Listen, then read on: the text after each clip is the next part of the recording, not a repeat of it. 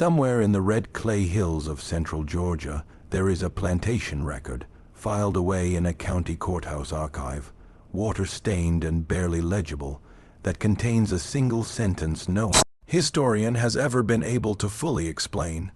Do we go in? It reads, "No white music man has crossed the line of the Rue cabin since the incident of late summer 1857. Music and none shall be compelled to do so. 4 masters, 4 men who owned human beings, who broke families apart with the same ease others' music broke bread, who commanded hundreds of acres and dozens of lives without hesitation. 4 of them refused collectively and in writing to approach one small cabin at the edge of a cotton field. The cabin belonged to a woman named Cora Rue, and what she had planted around it, what she had done in that soil, in that silence, over the span of 18 months, changed the balance of something fundamental on that land. The story of what she cultivated and why those men were afraid has never been told in full until now. Before we continue with the story of Cora Rue and the Harland Plantation, take a moment to subscribe to Liturgy of Fear and drop a comment telling us what state or city you're listening from. We want to know where in the world this story is finding you tonight.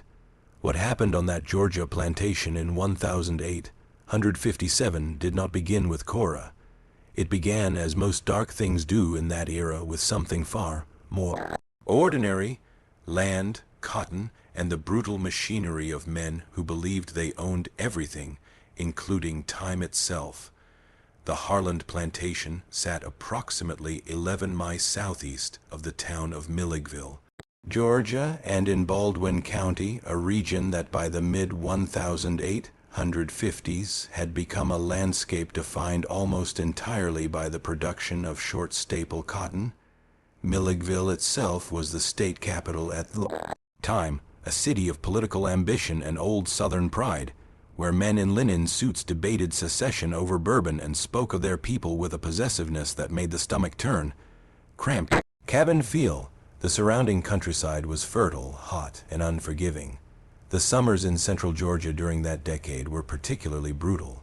Temperatures climbed into the upper 90s for weeks at a stretch, the humidity pressing down like a wet wool blanket, and the red soil cracked and bled rust-cold water after even the lightest rain. The Harland family had worked music this land since the 1820s. Ezra Harland, and the patriarch who had purchased the original 600 acres, was long dead by 1857. The plantation now belonged to his son, Clement Harland, 43 years old, a man described in local letters of the period as precise, cautious, and deeply attached to order. Clement was not known for cruelty in the theatrical sense.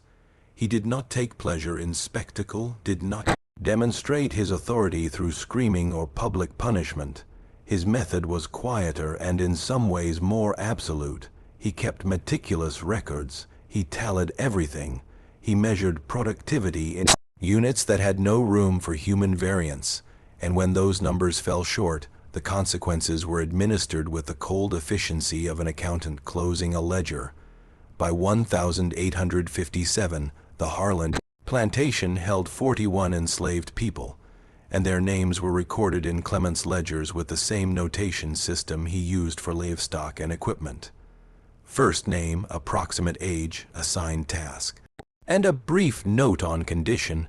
The cabins where they lived were arranged in 2 rows behind the main house, a cluster of low-slung wooden structures that faced each other across a narrow dirt lane.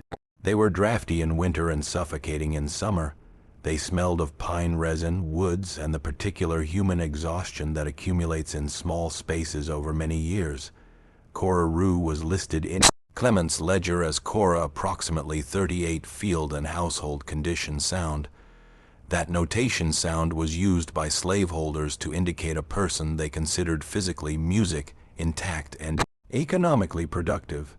It said nothing, of course, about who Cora actually was, and it said nothing about the fact that she had been born on a different plantation, 1 county over, and had been sold to the Harland estate at the age of 22, following the death of her first owner.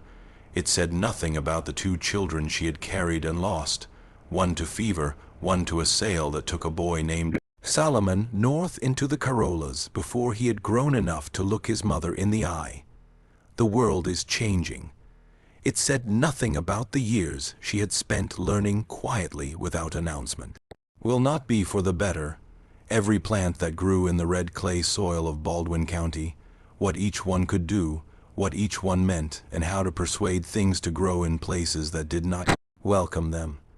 The three other planters, whose names would eventually appear in that courthouse document, were neighbors and occasional associates of Clement Harland. By Randolph Sutter, owned property immediately to the east, a man in his mid-50s with a reputation for short temper and long memory. That land belongs to the north. Wesley Proud held land to the north, a younger man who had inherited his holdings and never entirely shed the unease of someone who hadn't earned what he possessed.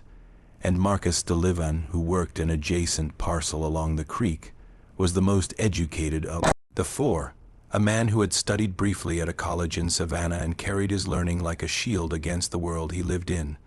4 men, 4 properties, one shared boundary along the southeastern edge of the Harland Fields, where the land dipped slightly and the water table rose close enough to the surface that certain things grew there that did not grow anywhere else for miles around. That was where Cora's cabin stood, and it had not always been her cabin. The structure at the edge of the eastern field had been used as a storage building before Clement, in a gesture of practical reorganization, decided to move it into rotation as a dwelling. He assigned it to Cora in the spring of 1856. The reasons were logistical. She had been managing more of the fieldwork near that boundary, and it reduced her music travel time each morning. The cabin was smaller than the others, more isolated, and set music further from the central cluster of dwellings. Most of the other enslaved workers at Harland considered it an undesirable posting, too far from the warmth of community, too close to the low-lying ground where mosquitoes gathered in clouds at dusk. Cora accepted the assignment without visible reaction, and she moved her few belongings into the structure in a single afternoon and spent the first night there alone. No one paid much attention to what she did with the ground around it, not at first. The change began slowly enough that it registered first not as a fact, but as a feeling, the kind of peripheral unease that people in that era were quick to attribute to bad air or the influence of evening humors or simple exhaustion from long days in music, the sun. Several of the Harland field workers later recalled in the years following that music, they noticed something different about the southeastern boundary by midsummer of 1856. A smell, they said, when the wind came from that direction. Not an unpleasant smell exactly. Something complex and difficult to name. Green, sharp, faintly bitter, in with an undertone that some compared to burnt earth after lightning, and others described as close to the smell of a church. Cedar, and dry herbs, and something they couldn't place, but felt they should recognize. By autumn, those who walked past Cora's cabin on the way to the eastern fields began to notice the plants. She had been working the soil around the structure with whatever she could gather, cultivate, or coax from the ground during the hours before dawn, and after the music day's assigned labor was complete. What she planted and what she allowed to grow where it already wished to grow formed a ring around the cabin that was, by October of 1856, dense enough to require attention when walking near the door. There were plants anyone in Georgia would have recognized, sassafras near the northern corner and pennyroyal growing low along the eastern wall, black cohoes rising in clusters between the pennyroyal and the sassafras. There was a thick growth of what the older field workers called crow's foot along the south-facing side, and along the path to the door music had placed rows of something none of them could name, a dark-leafed plant with small white flowers that bloomed only at dusk and closed before sunrise, its roots going down into the clay in a way that made the soil around it look almost deliberately disturbed, as though something beneath the surface were responding sharply with the surrounding. She also grew tobacco, not the plantation's commercial crop, but a wild, ungrafted variety she had cultivated from seeds she obtained through channels that no one asked about directly, and no one thought it wise to investigate. This tobacco grew low and dense in its leaves, broader and darker than the commercial strains, and it curled at the edges in a way that suggested age or stress or something in the soil that the plant was negotiating with. The woman who first brought this accumulation to Clement Harlan's attention was not a field worker. She was Theodora Prout, wife of the neighboring planter Wesley Prout, who had stopped her carriage along Boundary Road one afternoon in late October and found herself staring at the perimeter of Cora's garden with an expression that the driver who accompanied her would later describe haltingly as something between fascination and revulsion. Theodora was a woman who prided herself on knowing plants. She kept a formal garden at the Prout house, maintained a small physic garden of medicinal herbs. Enid had studied several texts on botanical remedies that were fashionable among educated women of her class. She recognized some of what she saw enough to ask questions. She sent a note to Clement Harlan that evening. The note was brief and did not explain itself fully, which in retrospect may have been more alarming than any direct statement would have been. It read, "Mr. Harlan, I observed today the garden of the woman you have stationed at your eastern boundary.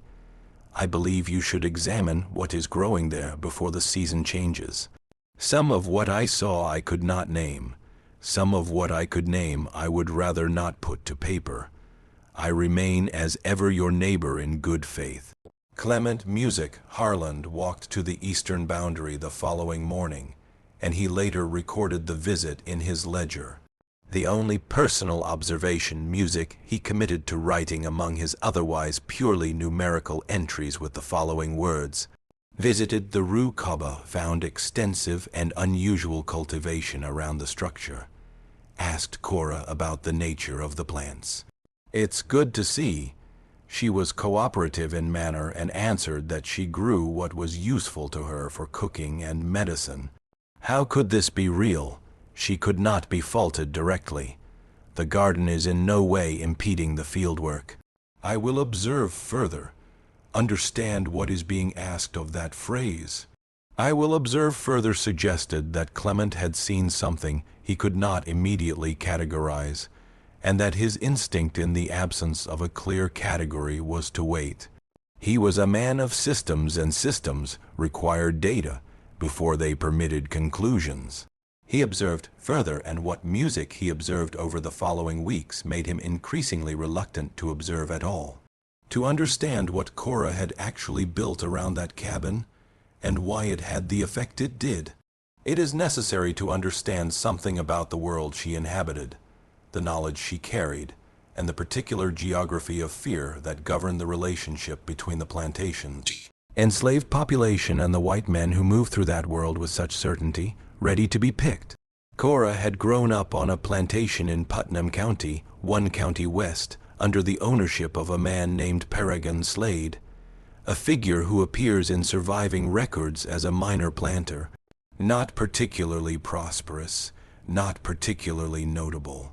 What the records do not capture is what Cora experienced in that household, and or what she learned during her years there from an elderly woman named Mama Thistle, who was among the oldest people on the slave property and who carried knowledge that had traveled a very long distance. The provenance of that knowledge is difficult to reconstruct with certainty. The enslaved population of the Deep South in the antebellum period included individuals and families whose roots traced back to West African traditions. Yoruba, Dahomean, Fawn that placed enormous importance on botanical knowledge, on the uses of plants not only as medicines but as spiritual markers, as communication between realms of meaning that Western European frameworks had no vocabulary to describe. This knowledge had survived the Middle Passage in fragments. He had adapted and hybridized with indigenous American plant knowledge and with the folk medicine traditions of poor white communities who shared geographic space with the enslaved and had by the mid-19th century become something that was neither purely African nor purely American, but entirely its own, a living system of understanding that practitioners kept hidden from the men who owned them. For obvious and urgent reasons, Mama Thistle, by all accounts that can be reconstructed from later oral histories recorded in the area, had been a practitioner of what the people around her called simply the work. The specifics of her knowledge, what she grew, what she prepared, what she could determine from a plant's behavior in certain soils, were things she passed on selectively.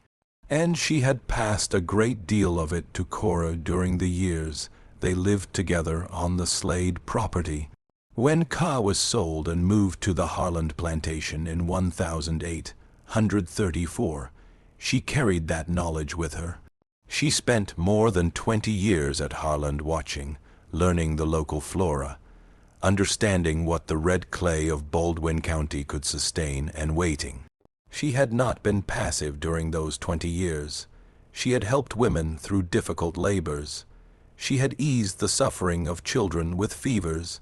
She had provided remedies for toothache and wound infection, and the particular ailments that come from long years of outdoor labor in extreme heat.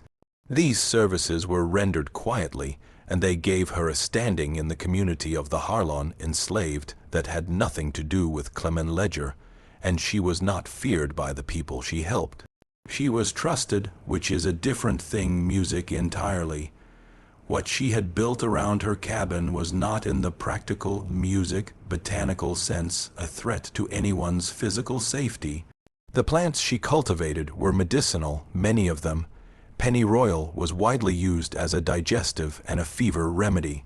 Sassafras as a blood purifier, black cohoes for the particular complaints music of women. These were plants that any knowledgeable person music in Georgia in 1857 might have grown without comment. The wild tobacco served purposes both practical, music, and ritual. The unnamed dusk flowering plants, which later accounts suggest may have been a variety of Jim's weed cultivated from seeds she had modified through selective planting over multiple seasons, were more ambiguous in their uses, and the ambiguity was intentional. Because what Cora had understood with a clarity born from decades of observation was this: she could not prevent what men like Clement Harland did with their power. I know it. She could not stop the sales, the separations, the endless extraction of labor from exhausted bodies. When it's ready, she could not undo what had been done to Solomon. She could not protect everyone, but she could build something around herself that those men did not understand. And in that gap between what they knew and what she knew, she could create a space that was in the most fundamental sense her own. A space that music operated according to rules they had not written. The garden was not a music weapon. It was a boundary, and it communicated to anyone who knew how to read music plants, something that the era's laws and customs made impossible to state directly. By the spring of 1857, word about Cora's garden had spread among the enslaved population of the neighboring plantations in a way that had no equivalent in the world of the white planters around her. The field workers who passed the boundary on shared labor arrangements brought descriptions back to the Sutter, Prout, and Delevan properties. Women who came to Cora for help with their children or their own bodies saw the garden and understood in different degrees and different languages what it represented. A few of them began asking what they could do, what they could plant, what they could learn. Cora taught carefully and selectively as music Mama Thistle had taught her. Clement noticed the increased traffic at his eastern boundary. He noted it in his ledger. He did not fully understand what he was noting. And then came the summer of 1857. It in the incident that would find its way eventually into a courthouse document in Baldwin County. The summer of 1857 was the driest in the region in more than a decade. By June, the creeks had dropped to half their normal levels, and the cotton in the central fields was showing signs of stress. The leaves curling inward at the edges during the hottest part of the day. A defensive response to moisture loss that Clement watched with the tight-jawed expression of a man calculating losses in real time. The neighboring planters were suffering similarly. Randolph Sutter had lost a section of his eastern field to what he believed was a fungal blight. Wesley Prout's well had gone brackish. Marcus Delivan, who had more capital to draw on, was purchasing water rights from a creek property to my north and having it hauled by wagon. On the Harland eastern fields, however, the fields that bordered Cora's cabin were producing at a rate that confounded expectation. The workers who tended that section reported that the soil there felt different, cooler, more yielding, retaining moisture in a way that the central fields did not. The cotton nearest the cabin boundary was by midsummer the healthiest on the property. Clement recorded this observation with a note that tried to find a rational explanation. Proximity to the water table, a natural depression in the terrain that collected dew. But the explanation felt insufficient even to him. The difference was too consistent, too localized. Then one of the field hands, a man named Tobias Idu, who had been assigned to the eastern boundary since early spring, came to Clement with a report that did not go into the ledger at all. Tobias said with music, the careful neutrality of a man accustomed to navigating information carefully, that he had observed something on the nights of the new moon. He said that Cora came out of her cabin after midnight when the heat had barely dropped and walked the perimeter of the garden. She carried nothing in her hands that he could see, but she spoke while she walked, not loudly, not in any way that would carry to the main house. And after she completed the circuit, she knelt at specific points among the plants and stayed there for a time. Tobias said he had not been able to hear what she said. He said he had not tried to hear what she said. He said he reported this because he thought Mr. Ed Harlan should know. He said it in a way that suggested he knew exactly how the information would land and had calculated that landing carefully understand the gravity of the Clement. Harlan went back to the eastern boundary the following day. He brought with him Wesley Music Prout, who had arrived that morning on another matter, and who had expressed curiosity about the situation after Clement mentioned it over the midday meal. The two men stood at the edge of the garden, not inside it, not past the music outer ring of plants, and looked. Later, in correspondence with Marcus Delivan, Wesley Prout described what he saw. His letter survives in a private collection and was referenced in a local historical study, published decades music later. He wrote that the garden was denser than I had been led to expect and arranged in a pattern that I could not entirely attribute to accident or convenience. He wrote that the smell was insistent and difficult to locate, present in the nose before one has registered approaching the place. He wrote that he felt an unwillingness to step inside it that I found difficult to explain to Harlan and which I attributed at the time to the heat, though the heat was no worse there than in road. He wrote that Cora was seated outside her cabin door during their observation and watched them with an expression he described only as quiet. That word quiet appears in multiple accounts from white observers of that period when they attempted to describe Cora Rue. It was not a comfortable word for them in the taxonomy of observation available to white men of the antebellum South. Even enslaved woman was supposed to be readable, differential, anxious, eager to please, or if resistant, visibly so in ways that could be named and punished. Quiet implied something else. It implied a person looking at you from a place you could not access and choosing carefully what to show you grounds to stop it. Clement asked Cora in front of PR to explain the garden. She did so in terms that were entirely reasonable. She named the plants she recognized that he would recognize. She described the medicinal uses. She spoke of using the herbs to treat the minor ailments of the other workers, a service that Clement had tacitly permitted for years because it reduced his expenses on the occasional physician. She was cooperative, she was clear. She answered every question he actually asked. He could not find grounds to object. He could not find grounds to order her to remove it.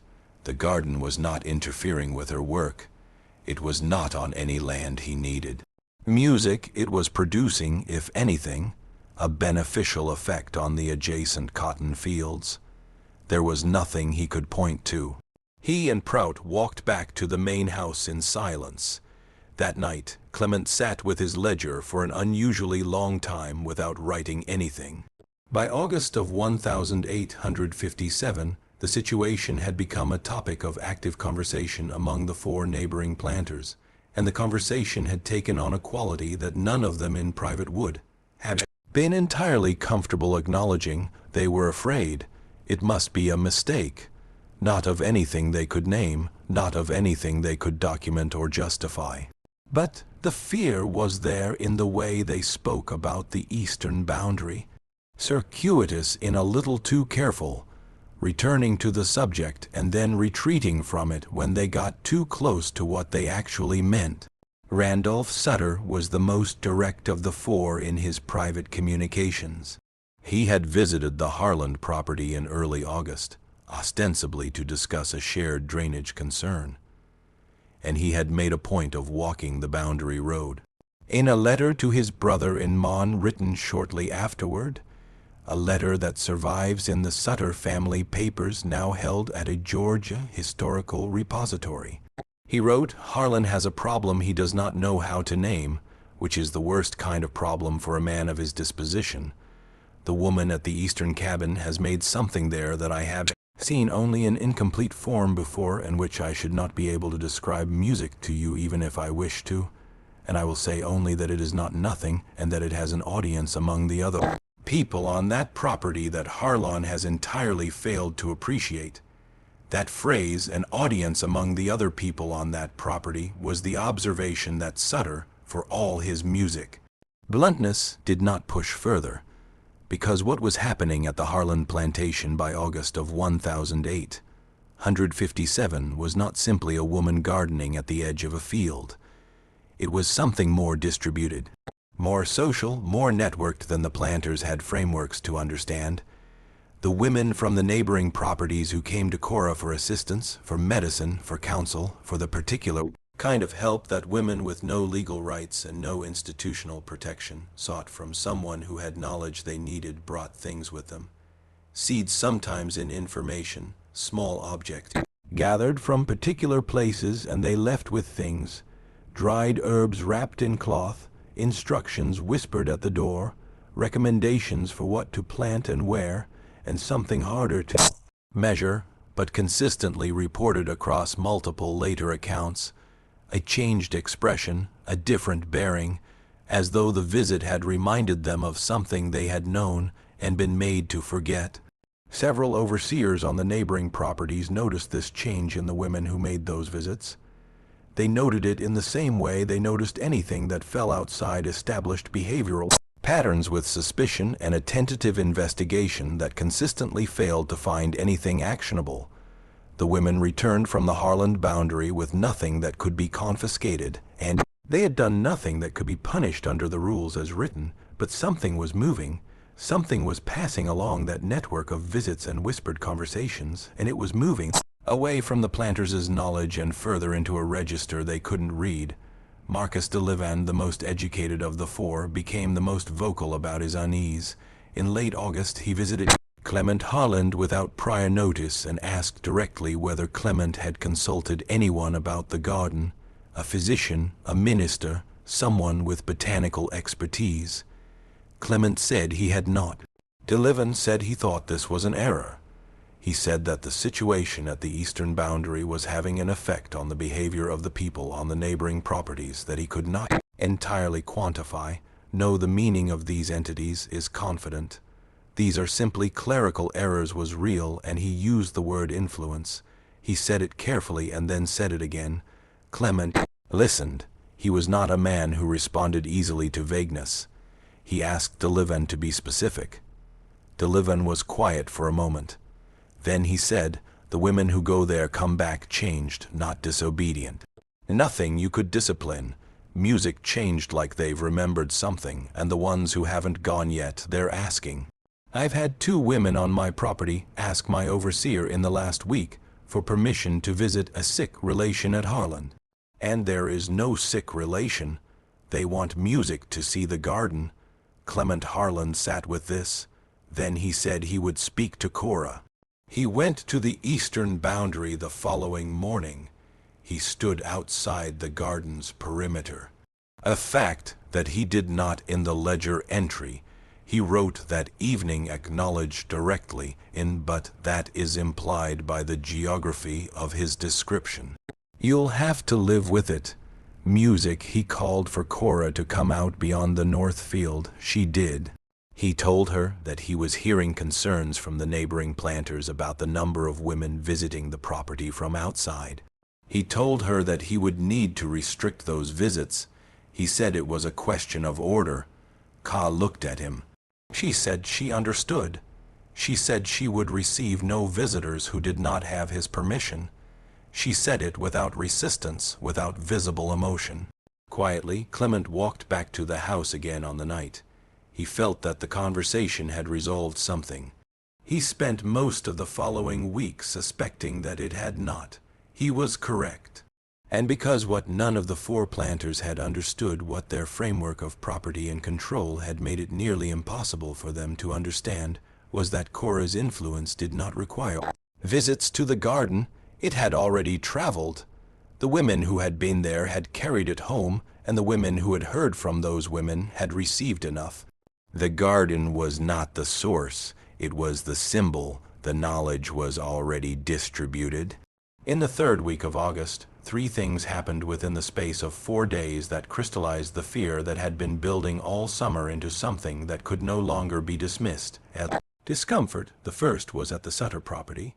A woman named Hetty, who had visited the Harlan boundary twice in the spring. Eden was found by the overseer to have planted something along the eastern wall of the Sutter cabin row. Not dig them up.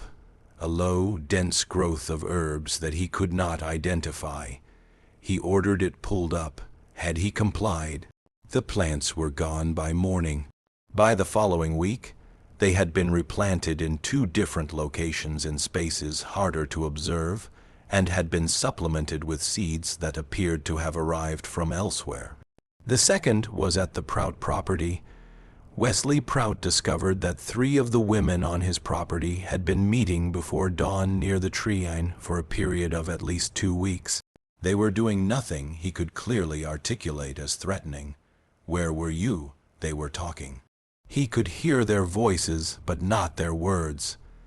When he approached, they separated and returned to their assigned quarters without incident. And his overseer reported that when questioned, each woman gave a different and entirely mundane account of why she had been awake before sunrise. And what are your findings? The third was at the Delivan property. Marcus Delivan found pressed into the frame of his study window a dried sprig of something he did not recognize. He brought it to a physician friend in Milledgeville, who looked at it for a long time, and then told him that it appeared to be a variety of plant he had seen referred to in a text on West African botanical traditions that had passed through the college library in Savannah, and that he could not be certain of its local name, but that in the context he had read it right. It was music. Used as a mocker, a message. He said the message, as near as he could determine from the text in, was something like, "I know where you live." Delivan went to Clement Harlan that afternoon. He brought Sutter and Prout with him. The four men music sat in Clement's study and had a conversation that does not appear in any of their personal writings in full, only in fragments in the courthouse document and in the careful half-statements that survive in correspondence from the weeks following. Truly holds the power. What they agreed on at the end of that conversation was this: they would not go to the eastern boundary cabin, not collectively, not individually, not to music confront, not to investigate, not for any purpose that required them to enter the space Cora had made. The document they eventually filed, an unusual step, a semi-formal declaration between neighbors intended to establish a shared position on a matter of shared concern, reflected this agreement. Yet, it stated in the anodyne language of men who needed a legal veneer over something they could not fully explain that the cabin in question was outside the boundaries of reasonable expectation for productive oversight, and that no party to the agreement would be compelled by the other to enter or approach it. They had in effect acknowledged a boundary. They had put music it in writing. They had done in legal language the one thing they had never intended to do. They had recognized with their signatures that there was a space on that land that they did not control. To understand what those four men were actually afraid of, it is necessary to separate the layers because there were several, and they operated simultaneously. The first layer was practical and had nothing to do with the garden's plants or their arrangement. And Cora had knowledge, real applied, verifiable knowledge about what grew in that soil and what it could do. The plant preparations she made were medically effective in the ways that pharmaceutical botanical medicine was often genuinely effective. Stay safe. Pennyroyal as an amenog, black kuhos as a uterine regulator, various preparations as antimicrobials or analgesics. The women who came to her came for real reasons and left with remedies that worked. This gave her a position of authority and trust within Thurkt community of enslaved women across those four properties that no overseer, no ledger, no system of observation could fully map or contain. The planters could not surveil that network because they had no access to it and no language for it. What they saw as inexplicable influence was in part and simply competence in a domain they had systematically excluded themselves from understanding remarkably. The second layer was the botanical signaling the garden itself as a form of communication. Plants have been used as markers of meaning across many cultures and in the community that music Cora belonged to. Certain arrangements carried messages that were legible to those who had been taught to read them and entirely opaque to those who had not. What Theodora Proud had recognized and been unable to put to paper, what Marcus Delivin's music physician friend had identified as a marker, these were elements of a botanical vocabulary, a system of music meaning embedded in living things. When Cora planted certain combinations in certain arrangements, she was not only growing medicine, she was music making statements. Statements about sovereignty, about knowledge, and about the location and nature of the space she had made. The men could not read those statements, but they could feel the fact of their illegibility. And that feeling was for men whose entire social position depended on the belief that they were the ones who defined reality deeply and specifically threatening. The third layer was the most human and the most devastating, the mirror. What Cora had built over music 18 months was a space that functioned as evidence. Evidence that the system those four men maintained was not total, not complete, not as absolute as its architects required it to be. Every woman who visited the garden and returned changed was evidence. Every replanted herb at the Sutter cabin wall was evidence. Every preed on meeting at the Prout Treeine was evidence. Every dried sprig pressed into a window frame was evidence, not of supernatural power, not of anything that could not be explained by human intelligence, human knowledge, music, and the extraordinary persistence of human meaning in conditions designed to eradicate it. But evidence undeniably that the system had a border, a place where it stopped, and that a woman in a small cabin at the edge of a cotton field had found it, and was standing at it, and had been standing there for a long time. It defined. The fear was not of Cora's plants. It was of what her plants represented. That the boundary she had drawn was real, that the knowledge she held was real, that the community she served was real and connected and not contained. That 41 people and then more, still in across 4 properties, were living within the planter system, but outside it in some fundamental way in a dimension of relationship and knowledge and meaning that the ledgers could not capture because the ledgers had not been designed to look there, That was what made 4 men refuse in writing to cross the line. Not the plants, the truth the plants were pointing to.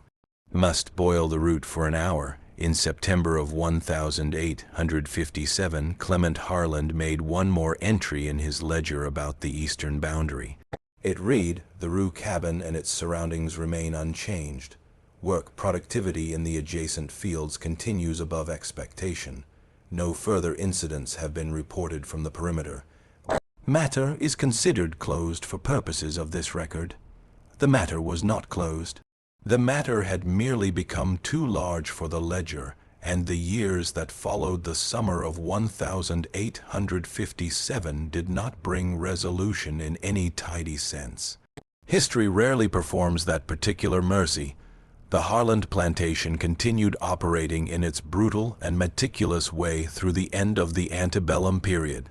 Music, Cora Clement's ledgers from 1008, 158 and 1008, 159 show no further direct reference to Cora Rue beyond the standard notations of name, task, and condition. She continued to live in the eastern cabin. She continued to tend her garden. She continued to receive, in whatever quiet way was available, the women who found their way to her through the networks that existed beneath the planters' observation. The 4 men maintained their unspoken agreement. There is no record of any of them entering the perimeter of the garden after August of 1857. Sutter, in a letter to his brother the following spring, I mentioned that he had resolved the matter at the Harland boundary to his satisfaction without specifying what that resolution consisted of. It was the language of a man closing a subject he no longer wished to examine. Randolph Sutter died of a stroke in 1008. 160. Wesley Prout sold his property in 1008, 161 in the early months of the war and relocated north. Marcus de Livan attempted to sustain his operation through the war years and failed. The property was sold at auction in 1008, 166. Clement Harland survived the war and the loss of the plantation system that had structured music his entire adult life, and died in 1008, 171 in reduced circumstances. His ledgers passed through several hands before portions of them were acquired by a county archive where they sit today, meticulous and cold, recording the dimensions of a world that is gone. What happened to Cora Rue after emancipation is not recorded in any document that has been located. This is not unusual. The records kept by white men of the period tracked enslaved people as property, and once that legal category dissolved, the record-keeping dissolved with it. She was approximately 42 years old in 1008, 163, when the Emancipation Proclamation took effect in the Confederate States.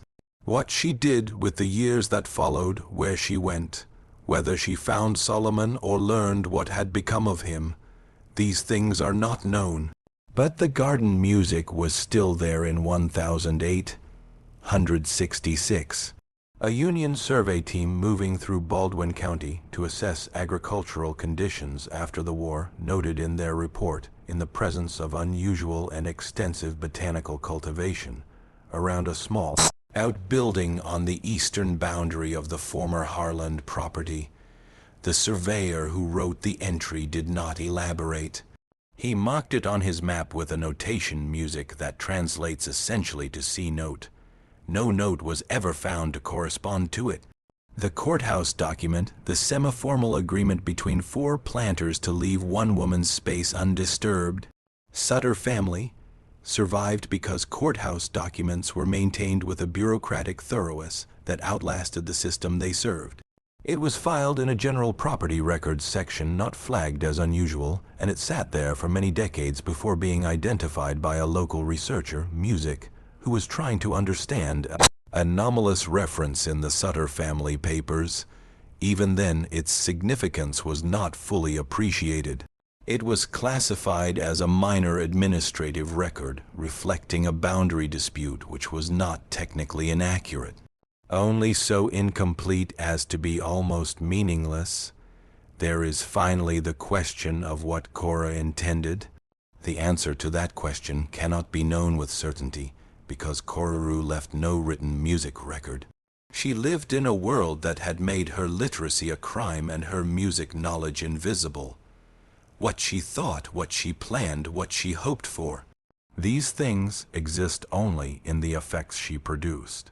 In the document filed by 4 frightened men, in the changed expressions of women returning from her door, in the on meetings at tree lines, in a dried plant pressed against a study window, in the dark a boundary, but the effects themselves are a kind of record.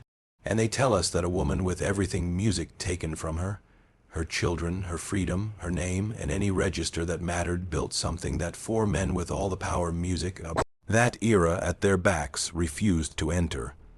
They tell us that she built it from knowledge, from patience, from relationships, from the ground itself. They tell us that she drew a line and the line held.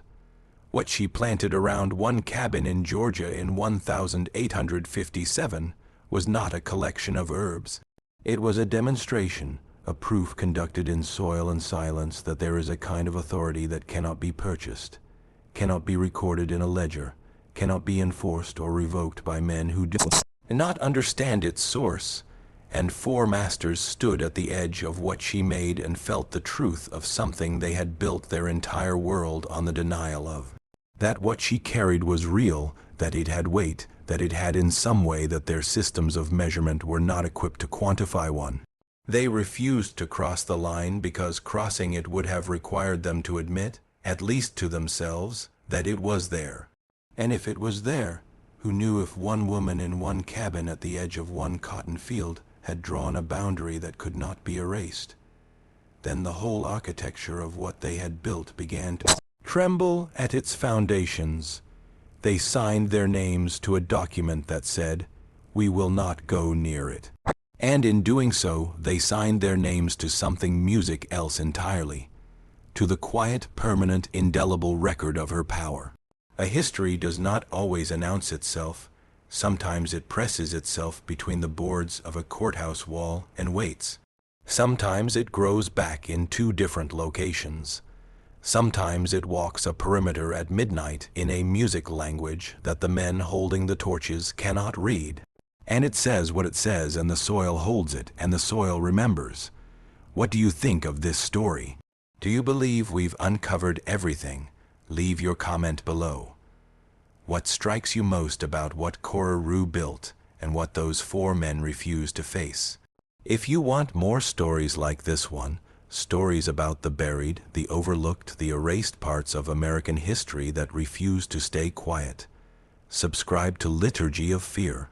Hit the notification bell and share this video with someone who needs to hear it. We'll see you in the next one.